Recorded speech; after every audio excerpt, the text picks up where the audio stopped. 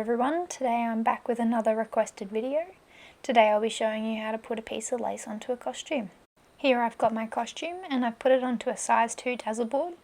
Usually I would do this on a mannequin, but for the sake of this video I thought I would do it on a Dazzle Board. Just something to consider before you get started.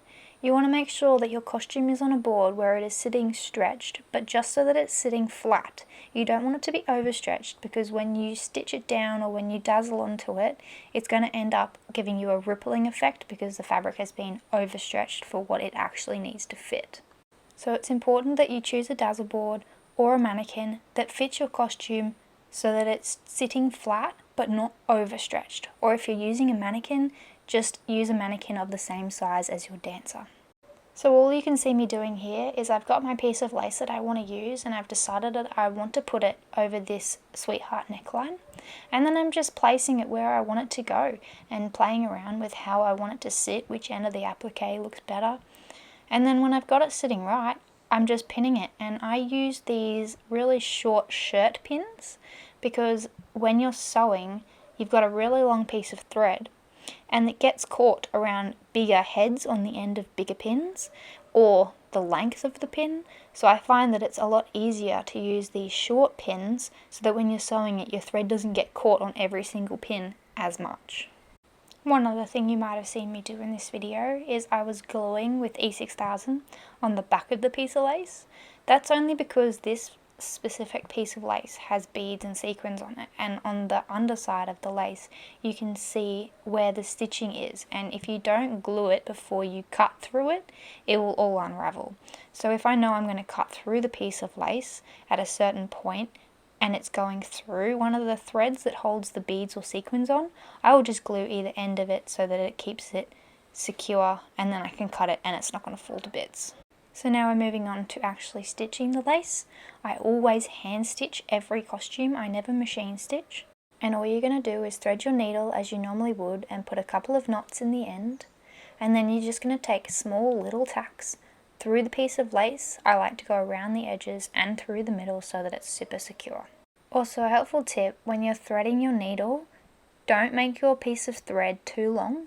Generally I don't like to have it longer from say my fingertips to my elbow, because it just gets caught and it gets knotted and it's just a nightmare and I end up cutting it off and starting again. So it's easier to work with multiple shorter pieces of thread than it is one massively long, like a meter long piece of thread for example. And the only other drama I ever seem to have with beaded laces in particular is that the thread gets caught around the beads, which can be really annoying, but you just have to take your time and make sure that it's all sitting flat and make sure you don't have little loops of thread sticking up over your lace. But otherwise, that's it. That's how you add lace to any costume. And while I'm here, I thought I would show you how to put lace onto a costume that's on a mannequin instead of flat on a dazzle board. So I'm going to be using the Lily beaded lace that you can purchase in our store, and I'm going to be adding it all the way around the back half of the hip of this costume. So the only other thing that you need to consider when you're adding lace is if you're going all the way around in a full circle around the body, that you're not restricting the costume's ability to stretch. So that means being able to get the costume over the hips or the shoulders, which are the two largest parts of the body. As you can see, I'm only going around the back half of this costume, not all the way around. But when you're pinning anything onto a costume that is going to restrict the stretch of the costume, just be cautious of this. And make sure your mannequin is set to the measurements of your dancer. Another small side note, you can see here that I was cutting little pieces away. I was actually cutting away the in-between pieces of mesh because it didn't look very good. As you just saw, I completely cut that piece of lace. That was because it was too long for what I needed it to be, so I was just manipulating it so that it sat how I liked. Don't be afraid to do this, just make sure that you glue the back side of the stitching on the lace so that nothing comes off or falls apart. I'll link the products that I've used in the description, and let me know in the comments if you have any questions.